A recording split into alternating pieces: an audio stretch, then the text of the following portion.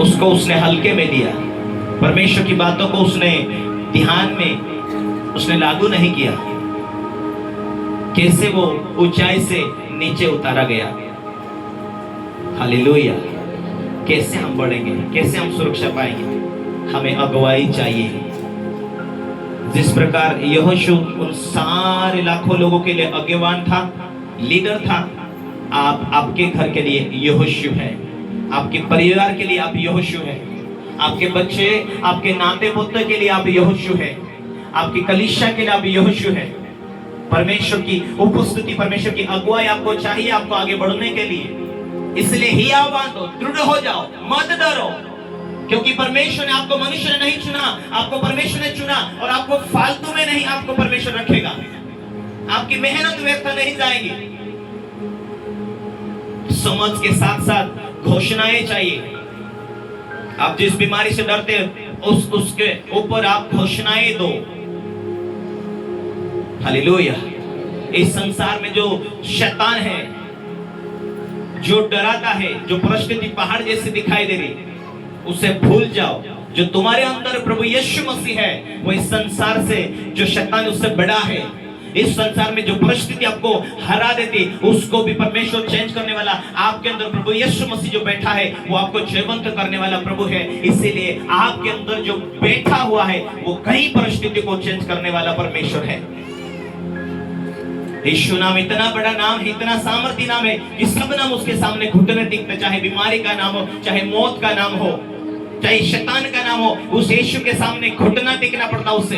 वो नाम, वो सामर्थी यीशु आपके दिल के अंदर बैठा है। Hallelujah, hallelujah, hallelujah.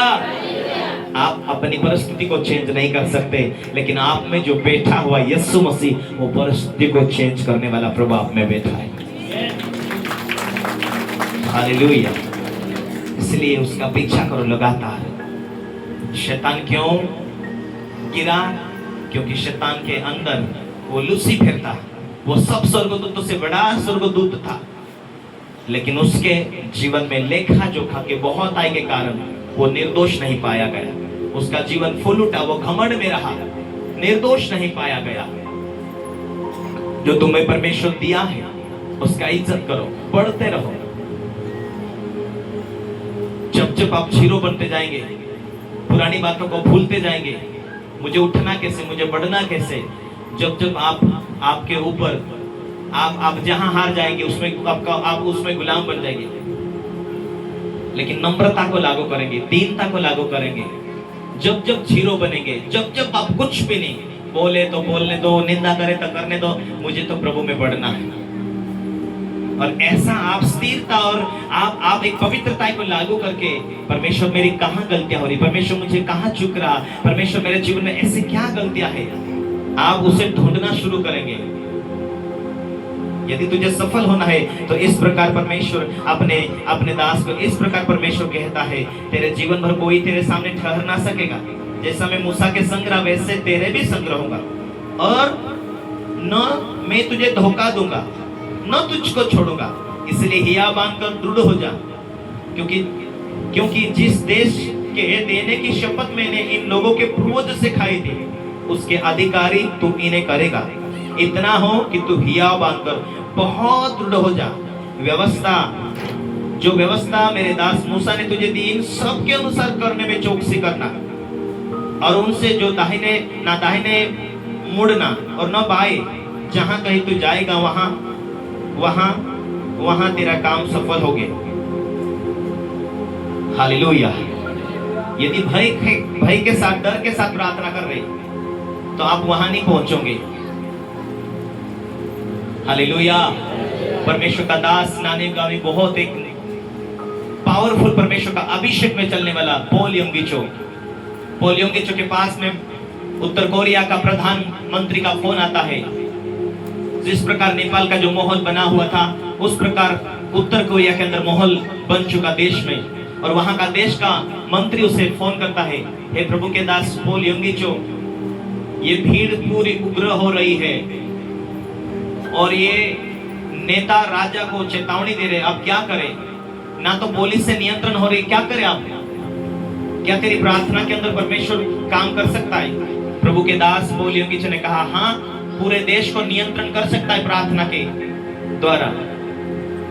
भले राजा ने थोड़ा पर विश्वास था, इसीलिए पोल योंगिच को कहता है कि देश को नियंत्रण करने के लिए क्या तेरी प्रार्थना में पावर है, कर सकता परमेश्वर? प्रभु का दास पोल योंगिच ने कहा, हाँ, ये देश में जितनी लड़ाई चल रही है उसे परमेश्वर बंद कर सकता है, प्रभु कर सकता है।